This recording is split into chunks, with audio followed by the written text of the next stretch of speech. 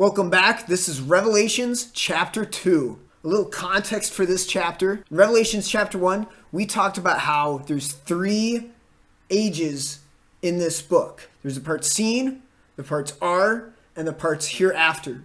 And that's past, present, and future. Revelations chapter 2 starts the parts which are, which is the church age.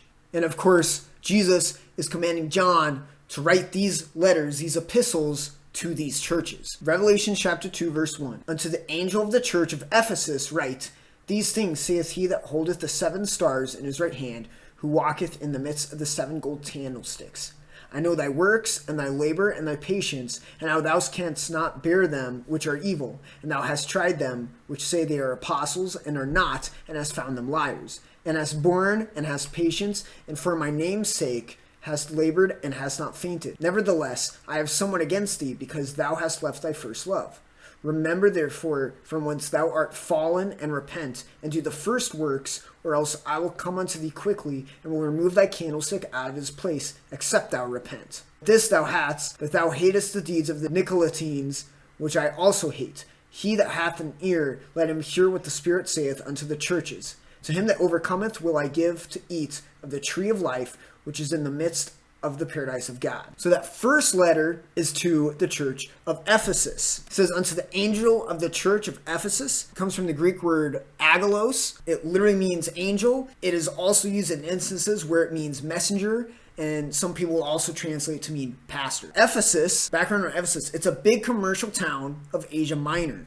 It has the great temple of Diana, or it's also called the Great Temple of Artemis. Artemis would be the Greek god, and Diana would be the Roman god. So that's why there's 2 of them. And that temple was one of the great wonders of the ancient world. It was a big deal. The 7 stars in his right hand, again, those are the angels or messengers, and the 7 candlesticks are the 7 churches. Verses 2 and 3 talks about the good things the church of Ephesus is doing. Their works, their labor, their patience, how they cannot bear them which are evil, and how thou hast tried them which say they are apostles, and are not, and hast found them liars, hast borne and hast patience, and for the Christ's name's sake hast labored and hast not fainted. However, in verse 4, bad things. He has somewhat against thee, because they've left their first love. Verse 5, remember therefore from whence thou art fallen, and repent, and do the first works, or else I will come unto thee quickly, and will remove thy candlestick out of his place, except thou repent. Removing the candlestick seems to refer to judgment here. He is warning them and giving them an opportunity to repent. I don't know for sure if they did, but I like to think that they did, because later on, the Third Ecumenical Council of the Church took place here in Ephesus. So that gives me hope that they did repent, and they improved. Verse 6, Jesus said that they hated the deeds of the Nicolaitans. I don't know how to say that word. It seems to be a sect of heretics which were leading the Ephesians astray. So in verse 8, and unto the angel of the church in Smyrna write, These things saith the first and the last, which was dead and is alive. I know thy works and tribulation and poverty, but thou art rich. And I know the blasphemy of them which say they are Jews, and are not, but are the synagogue of Satan. Fear none of those things which thou shalt suffer. Behold, the devil shall cast some of you into prison, that ye may be tried, and ye shall have tribulation 10 days. Be thou faithful unto death, and I will give thee a crown of life. He that hath an ear, let him hear what the Spirit saith unto the churches. He that overcometh shall not be hurt of the second death. So 8 through 11, this is the epistle to the church of Smyrna. Smyrna was a rich city in Turkey, located at modern-day Izmir. Verse 9 talks about their good works, right? He knows their works, their tribulation, and their poverty. They seem to be poor, but he says, but thou art rich, which seems to imply that they're rich in their righteousness. And again, it seems there's another sect of heretics in this town as well. For there's them which say they're Jews, but they're not. They're of the synagogue of Satan. 10, fear none of those things which thou shalt suffer. Right? This starts a long verse of hardships, right? Jesus is telling them, hey, you guys are going to go through struggles. And this is super applicable today. We're not supposed to have easy lives. We're supposed to preach the gospel, and chances are we will suffer for it. The harder you push against Satan, the harder he will push back.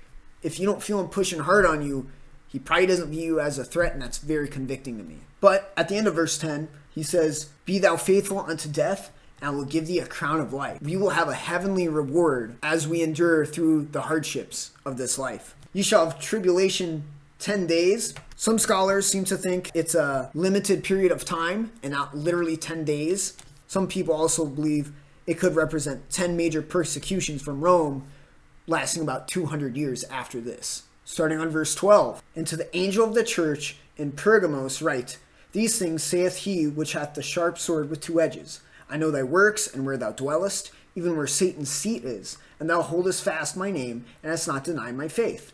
Even in those days wherein Antipas was my faithful martyr, who was slain among you, where Satan dwelleth. But I have a few things against thee, because thou hast there them that hold the doctrine of Balaam, who taught Balak to cast a stumbling block before the children of Israel, to eat things sacrificed unto idols, and to commit fornication.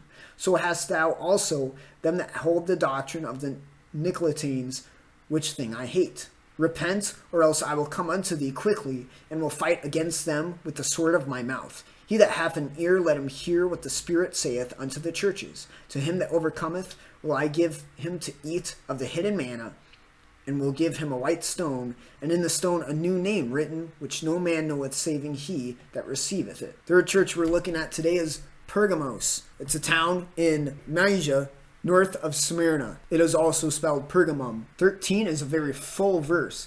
He knows their works, where they dwell, even where Satan's seat is. Now that Satan's seat, that could be the temple of Asclepius, which was located in that town, or it could refer to a literal seat in the church, implying a heretic trying to lead people astray in that church. However, it seems they hold fast his name, and they did not deny his faith, even in those days wherein Antipas was my faithful martyr, who was slain among you where Satan dwelleth. So maybe someone killed someone else in the church. Some people seem to think that. Deny my faith. To me, I interpret that to mean it is possible to deny and backslide from your faith. Antipas was his faithful martyr, so he's someone who died for the Christ. There's a book called Acts of Antipas, where Antipas, a bishop in Pergamos, is put in a brazen bowl, a bowl that the people are put inside to be cooked alive over the fire heating the bowl. It is a very painful, torturous death. Some scholars speculate that this could very well be this same Antipas. And again, if that Satan's seat is in the church is a literal seat, some would suggest that someone in this church, or maybe the church itself, did martyr this Antipas. And then verse 14 starts the bad works that the church has done. There are them that hold the doctrine of Balaam, who taught Balak to cast a stumbling block before the children of Israel, and to eat things sacrificed unto idols, and to commit fornication. Verse 15 mentions the doctrine of the Nicolaitans again. So they seem to be a very prominent sect of heretics. 17 has some very interesting information. To him that overcometh will I give to eat of the hidden manna, and will give him a white stone, and in the stone a new name written, which no man knoweth, saving he that receiveth it. That hidden manna, it could be literal. That's kind of what I'm leaning towards, in heaven, waiting for us. And that white stone could be something called a victory stone. White stones were given by judges to criminals that they pardoned, historically at this time. Also, conquerors who won public games to show that they won and will be supported by the public. However, some think that the white stone is more symbolic of Jesus the Christ himself, or it could be reference to the Old Testament high priests who would wear the white stones with the 12 tribes' names on them. And yet others think that that new stone will have a new name given to believers so that they will get a new name up in heaven. And they'll use Isaiah 62 verse 4 to back that up, because it comes from the word Hephzibah, meaning delight. Or it could be a new name for Israel. A lot of speculation. I'm not entirely sure. I suppose we'll have to wait and see. And last church we're going to look at today is the church in Thyatira. Verse 18, and unto the angel of the church in Thyatira write, These things saith the Son of God, who hath his eyes like unto a flame of fire, and his feet are like fine brass. I know thy works, and charity, and service, and faith, and thy patience, and thy works, and the last to be more than the first. Notwithstanding, I have a few things against thee, because thou sufferest that woman Jezebel, which calleth herself a prophetess, to teach and to seduce my servants to commit fornication, and to eat things sacrificed unto idols. And I give her space to repent of her fornication, and she repented not. Behold, I will cast her into a bed, and them that commit adultery with her into great tribulation, except they repent of their deeds. And I will kill her children with death, and all the churches shall know that I am he which searcheth the reins and hearts, and I will give unto every one of you according to your works. But unto you I say, and unto the rest in Thyatira, as many as have not this doctrine, and which have not known the depths of Satan, as they speak, I will put upon you none other burden, but that which ye have already hold fast till I come. And he that overcometh and keepeth my works unto the end, to him will I give power over the nations. And he shall rule them with a rod of iron, as the vessels of a potter shall they be broken to shivers, even as I received of my Father. And I will give him the morning star. He that hath an ear, let him hear what the Spirit saith unto the churches. The church in Thyatira, that's a city in West Turkey. Verse 19 seems to be all good things. I know thy works, charity, service, faith, patience. And then he says works again. And the last to be more than the first. Some people think this to mean that the first time is good works and the second time are bad works. And that's why the emphasis, the last is more than the first. Because this church also has their own set of problems. Verse 20, he has a few things against them. Because thou sufferest that woman Jezebel, which calleth herself a prophetess, to teach and seduce his servants to commit fornication and to eat things sacrificed unto idols. So Jezebel is quite clearly a heretic, arguably a false prophetess. Some scholars will compare this to the Old Testament Jezebel, but I fail to see the reason why. Like, yes, they're both clearly not righteous people, but it's probably just a different woman named Jezebel. I don't think there's any reason why to compare them and say they're the exact same person and it's Jezebel coming back. I think it's rather foolish to force comparisons in the Bible, and it's more wise to take what the text is literally trying to convey to both the audience at the time and to us. Verse 21 talks of Jesus giving her space to repent, but she repents not. So 22 starts the judgment. Behold, he will cast her into a bed, and them that commit adultery with her into great tribulation, except they repent of their deeds. 23 continues the judgment of Jezebel. And I will kill her children with death, and all the churches shall know that I am he which searcheth the reins and hearts. I will give unto you every one of you according to your works. That reins comes from the Greek word nephros, could literally mean kidneys or innermost parts. I do want to point out at the end of that verse, I will give unto every one of you according to your works. That applies to us too. We will be judged based on our works, every last one of us. And 24, but unto you I say, and unto the rest in Thyatira, as many as have not this doctrine, and which have not known the depths of Satan as they speak, I will put upon you none other burden. Depths of Satan seems to refer to Jezebel's satanic doctrines. And he that overcometh and keepeth my works unto the end, to him will I give power over the nations. 25, but that which ye have already, hold fast till I come. That till I come seems to me, I interpret it to refer to the rapture. 26, and he that overcometh and keepeth my works unto the end, to him will I give power over the nations. After these first four epistles to the churches alone, it becomes quite clear, only to the people that overcome receive power over the nations. Only the people that overcome receive the crowns.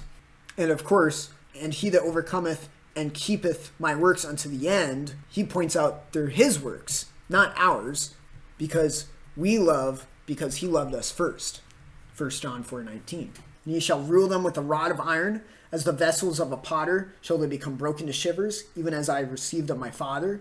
I will give him the morning star. That phrase, the morning star, some think it seems to refer to Venus, which has been titled as such, and that's supposed to be symbolic for the beauty of the coming age. I think it's more referring to Jesus himself. Although these epistles are meant for literal churches and literal people who lived in the past, there are many modern day applications through what is commended and condemned by Jesus himself. Some scholars seem to think that these churches represent different eras of the church, but I believe that to be speculation.